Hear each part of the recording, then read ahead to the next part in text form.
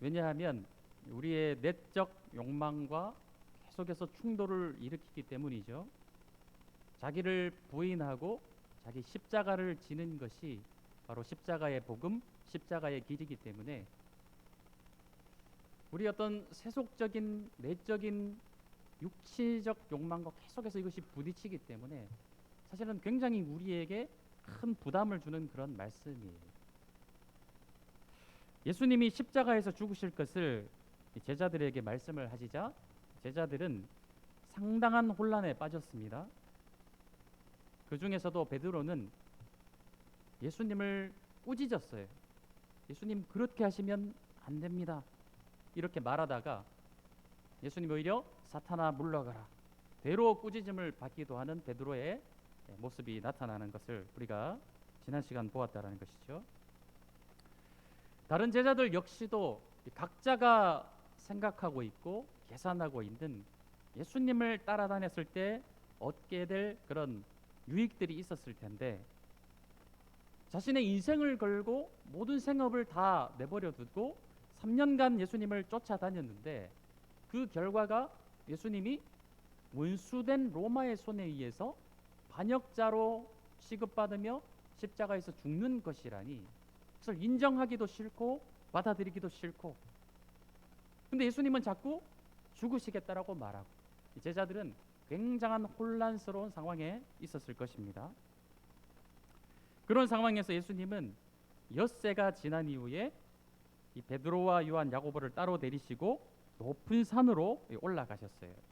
여기서 제자들은 아주 놀라운 광경을 목격을 하게 되는 것이죠. 오늘 말씀과 같이 2절에 그들 앞에서 변형되사 그 얼굴이 해같이 빛나며 옷이 빛과 같이 희어졌더라.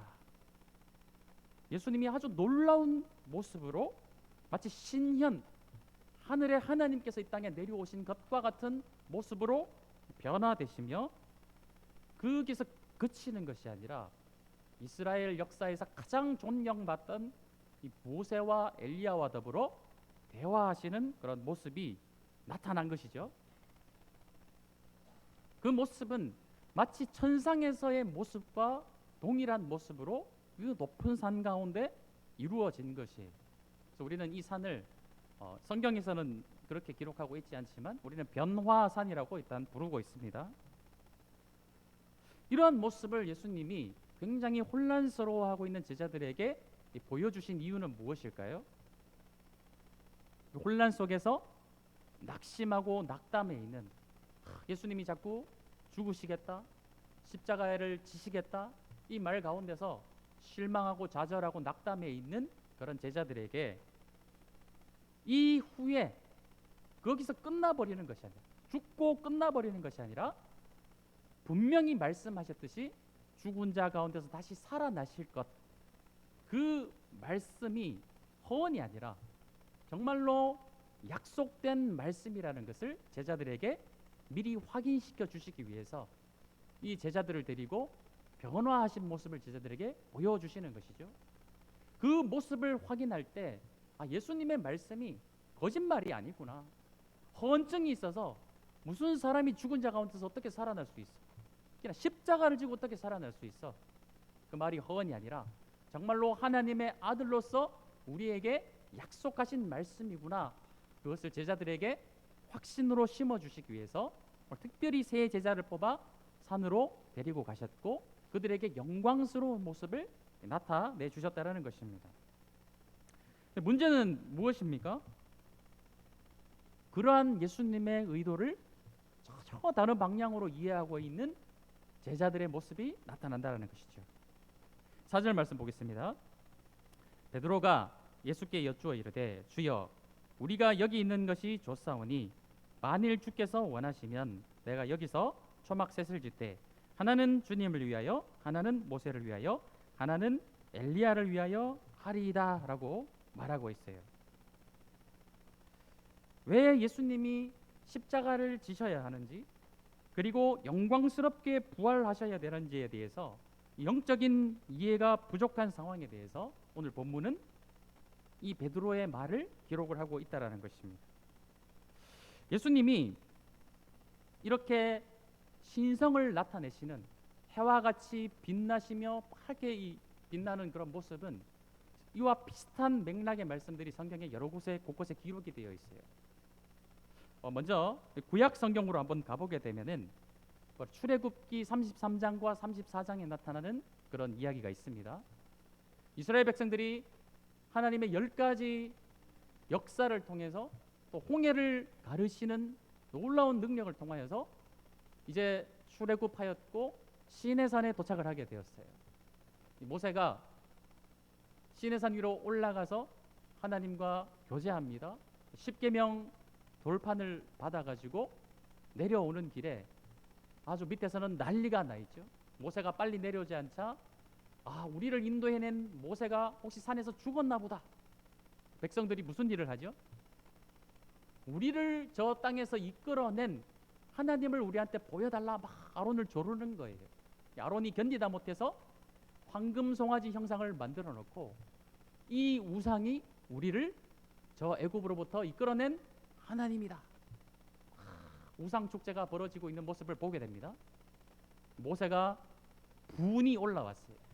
하나님이 주신 이 십계명 돌판을 던져서 깨뜨려 버립니다.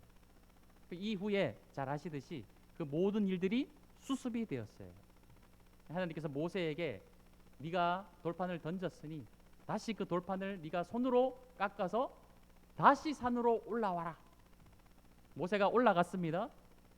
거기서 40주야를 물도 마시지 않고 먹지도 않고 하나님의 영광 가운데 함께 하나님과 교제하며 다시 율법의 말씀을 받아들고 산으로 내려오게 되죠. 그때 백성들이 놀라운 모습을 보게 되는데 바로 모세의 얼굴이었어요. 모세의 얼굴이 아주 해와 같이 광채가 빛났기 때문에 사람들이 모세의 얼굴을 쳐다보지 못하는 거예요. 그래서 한동안 모세는 덮을 것으로 얼굴을 가리고 다니는 것을 보게 됩니다.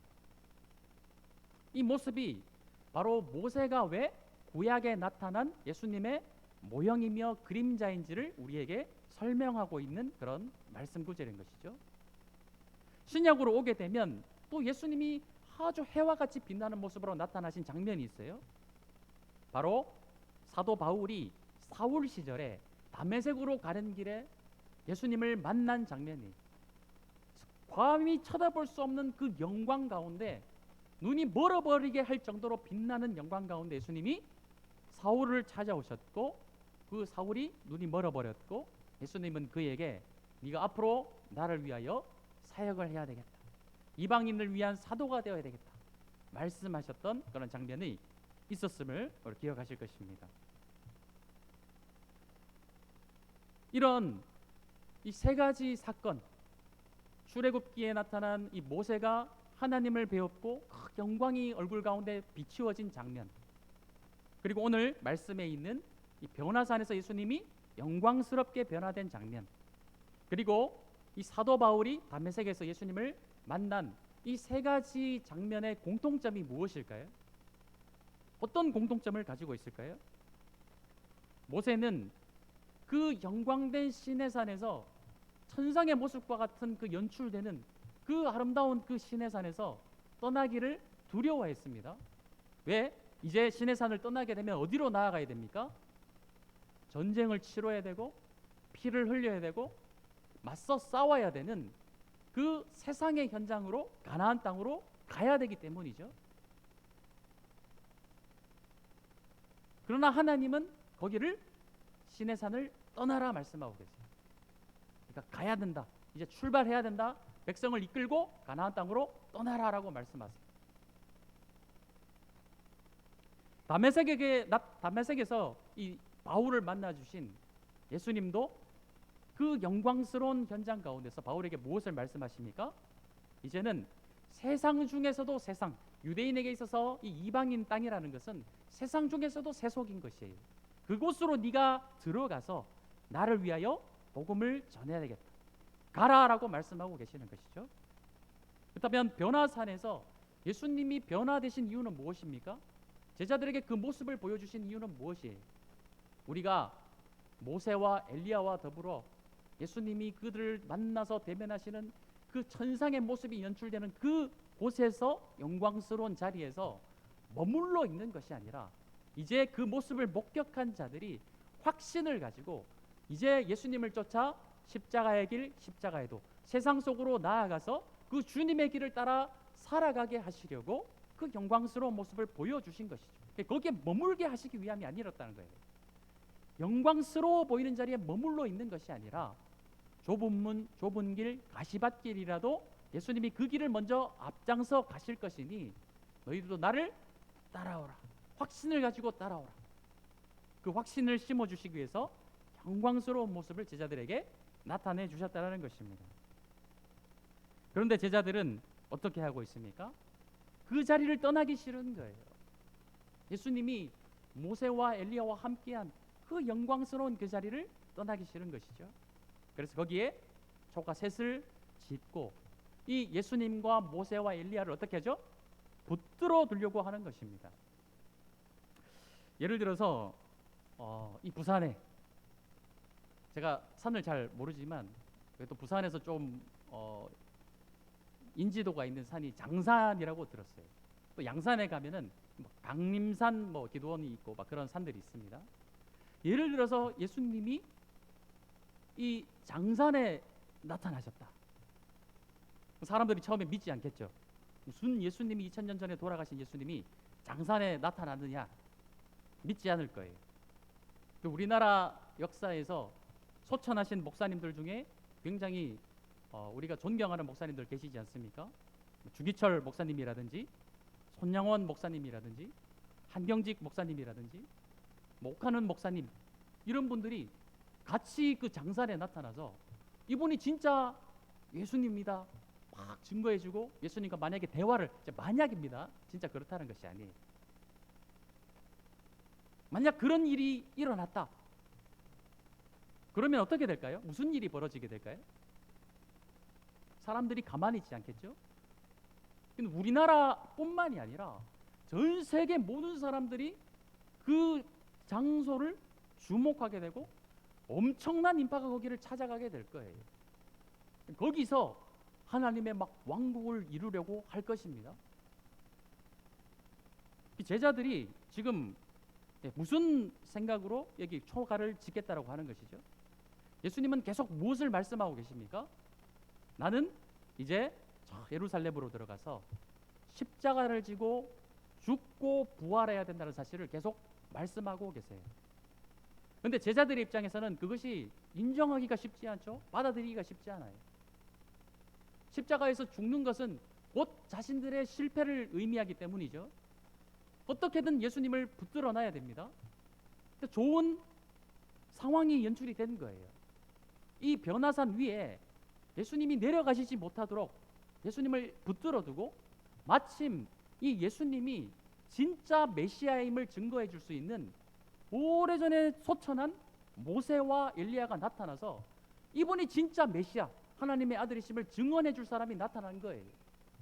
그 산에 예수님과 모세와 엘리야가 함께 거주하게 되면은 어떤 일이 벌어지게 될까요?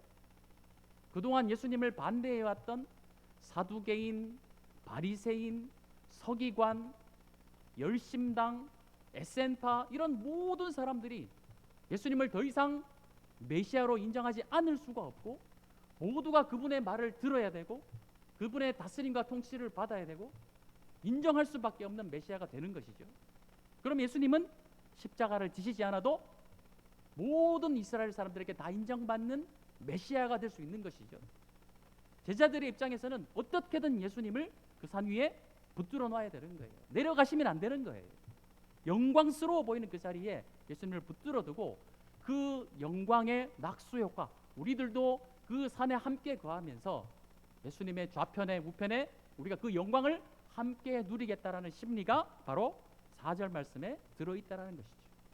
주님이 좋다 하시면 우리가 여기에 주님의 집을 짓겠습니다. 우리는 내려가지 않겠습니다. 십자가를 지러 내려가지 않아도 됩니다. 예수님을 붙들어 두겠다라는 그런 제안을 지금 예수님께 하고 있다라는 것이죠. 그때 하나님께서 5절 말씀에서 이렇게 말씀하십니다. 5절 말씀 보겠습니다. 말할 때에 호련히 빛난 구름이 그들을 덮으며 구름 속에서 소리가 나서 이르시되 이는 내 사랑하는 아들이요 내 기뻐하는 자니 너희는 그의 말을 들으라 말씀하세요. 계속해서 예수님은 내가 어떤 길로 가야 되는지, 십자가를 지시는 것이 진정한 하나님의 영광이고 하늘 아버지의 뜻을 이루는 것임을 계속해서 말씀하셔도, 그리고 심지어 이 산 위에서 그 말씀이 허언이 아니라 정말 진정한 하나님의 뜻임을 변화된 모습으로 제자들에게 말씀하셔도 제자들은 깨닫지 못해요. 그 길을 가지 마십시오. 여기 계십시오. 주님이 가셔야 될 길은 십자가의 길이 아니라 이 영광스러운 자리를 떠나지 않는 것입니다. 여기에 집을 짓고 우리가 영원히 살고 이 세상 사람들이 다 인정할 수밖에 없는 그 권력을 가지고 이 왕국을 우리가 건설해 나갑시다. 그런 생각을 품고 있는 자들에게 하나님이 오늘 무엇이라고 말씀하고 계십니까? 제발 내 아들의 말을 좀 들으라 라고 말씀하고 계시는 거예요. 포기하지 못하고 있는 주님의 그 십자가의 길을 인정하지 못하고 자신들의 길, 대망하고 있는 그 메시아, 자신들이 대망하는 메시아의 길을 포기하지 못하고 있는 이 제자들에게 하나님은 말씀하시는 것이죠. 제발 내 아들의 말을 들으라라고 말씀하고 계시는 것입니다.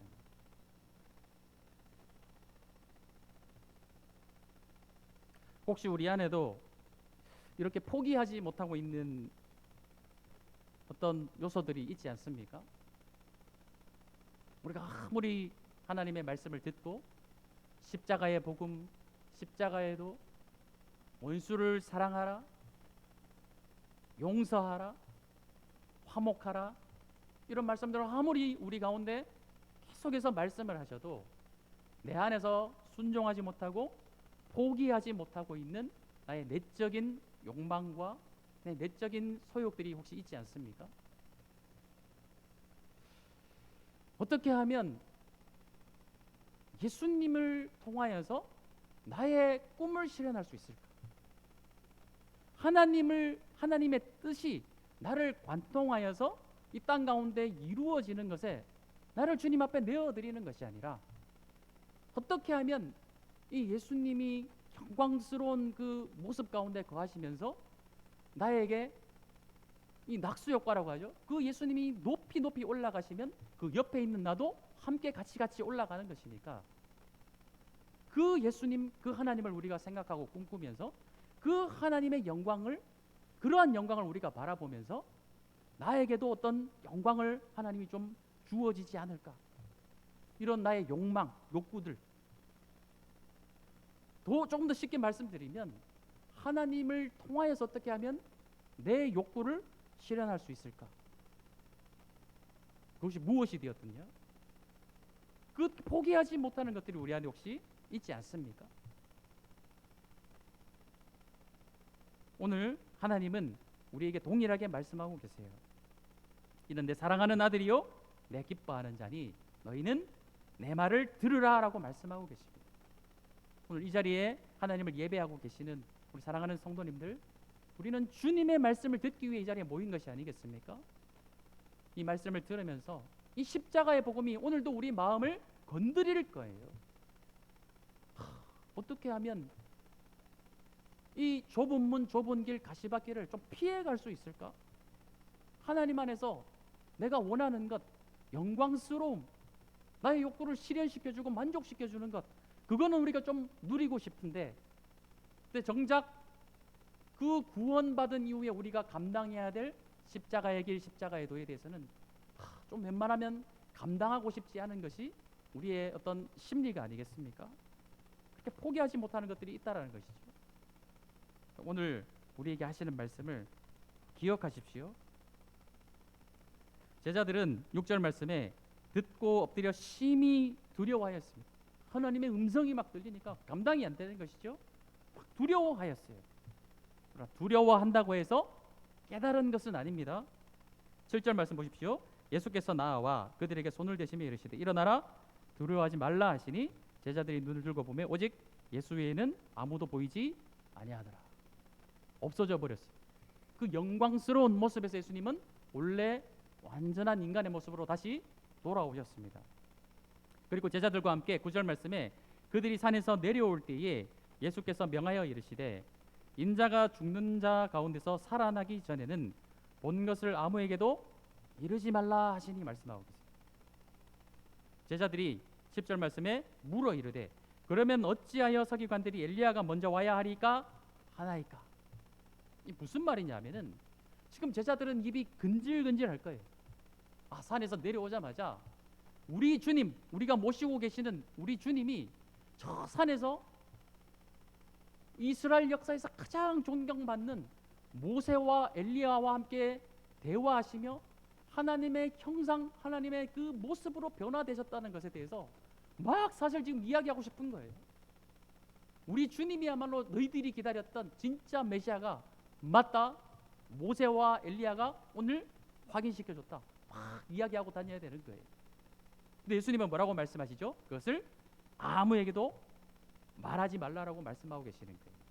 그들이 이해하고 있는 그 십자가의 길, 복음과 예수님이 말씀하시는 것이 계속해서 어긋나고 있는 모습을 보게 되는 것입니다. 제자들이 시무룩해져 가지고 하는 말이 그러면 어찌하여서 엘리야가 먼저 와야 됩니까? 말라기 말씀에 메시아가 오기 전에 엘리야가 오리라 하신 말씀이 예언으로 기록되어 있기 때문이라는 것이죠. 그러면서 예수님께서 11절 12절 말씀에 엘리야가 과연 먼저 와서 모든 일을 회복할 것인데 12절 말씀에 내가 너희에게 말하노니 엘리야가 이미 왔으니 사람들이 알지도 못하고 임의로 대우하였도다. 인자도 이와 같이 그들에게 고난을 받으리라 말씀하시는 거예요. 너희들이 기다렸던 엘리야가 사실은 이미 왔었다. 그것이 세례 요한이다. 잘 아시다시피 세례 요한은 그 천국의 말씀을 선포하고 백성들을 회개케 하다가 아주 헤롯의 손에 의해서 비참하게 목이 잘려 죽은 것을 우리 성도님들 잘 알고 계실 거예요. 이미 세례 요한은 왔었다는 것에 대해서 말씀하고 있죠. 근데 계속 그들이 꿈꾸는 것은 무엇입니까? 구약 성경에 나타난 엘리야와 같이 능력을 막 베풀며 그가 죽음을 보지 못하고 천상으로 들려 올라가는 그런 영광스러운 엘리야가 나타나기를 기다렸던 거예요. 그런데 예수님이 말씀하신 엘리야는 세례 요한과 같이 십자가의 길을 앞서 나가는 그런 자였다는 것입니다. 계속해서 무엇이 엇갈리는 것이죠?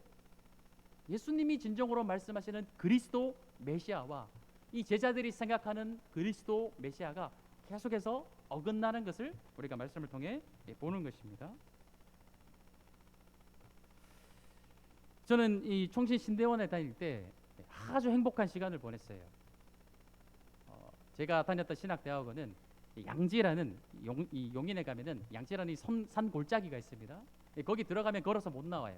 차를 타고 들어가야 되고 차를 타고도 한참 나와야 되는 아주 산 골짜기에 신대원이 있습니다. 거기 약 한 1000명이 모여가지고 같이 동기들끼리 말씀을 공부하고 일주일 동안 기숙사에서 생활하면서 교제하고 성경 말씀을 토론하고 또 밤에는 같이 운동하면서 또 같이 막 대화도 하고 치킨도 먹고 이 즐거운 시간을 보냈어요. 주말이 되면은 이제 교회 사역이 있기 때문에 또 내려와서 이렇게 있으면은 열심히 또 사역을 하고 그러면 또 이제 다시 돌아가기가 싫어요. 근데 또 가면은 또 막 이제 너무 좋다가 또 내려오는 그래서 너무너무 행복한 이 신대원에서의 생활을 이렇게 보냈습니다. 그런데 요즘 좀 신학생들 사이에서 이상한 기류가 막 나타나고 있어요. 신대원에 있으면 너무너무 좋습니다. 신대원에 입학한 이유는 무엇이냐면은 목회를 감당하기 위해서예요. 그래서 그 안에서 이 폐쇄된 곳이지만 동기들하고 있으면서 공부하고 교제하고 너무 이제 좋은 곳이죠. 그러면 거기를 나와서 어떻게 해야 되는 것이죠? 나와서 이 주님이 말씀하신 우리가 배우고 알게 된 것들에 대해서 내가 하나님을 알게 되었으니 하나님을 알려주는 현장으로 나아가야 되는 것이죠. 근데 최근에는 신학 공부를 하는 것은 좋은데 사역은 힘들기 때문에 사역은 하지 않겠다라는 분들이 점점점 많아지고 있다고 해요. 그 영광스러운 자리, 우리가 배우고 듣고 익히고 이런 것들은 너무나도 좋은데 막상 그것을 가지고 사역의 현장으로 가게 되면 힘들고 부딪히고 어려운 일들이 사실 얼마나 많이 있습니까? 사역의 현장은 결코 만만치 않아요. 쉽지 않아요. 기도가 필요하고 용납하고 이해하고 사랑해주는 것은 결코 쉬운 일이 아니라는 것이죠. 그것이 힘들고 부담되고 어렵고 십자가의 길이니까 그것은 피해가려고 하는 거예요. 그리고 배우고 익히고 좋은 자리, 영광스러운 자리는 머물러 있고 싶은 그런 모습들이 지금 나타나고 있다라고 해요. 언젠가 저희 교회도 이 전도사님 한 분을 만약에 모셔야 된다, 그러면 참 쉽지 않다라는 생각이 들고 있습니다. 이 작은 교회, 소규모 교회는 잘 오지 않으려고 할 거예요.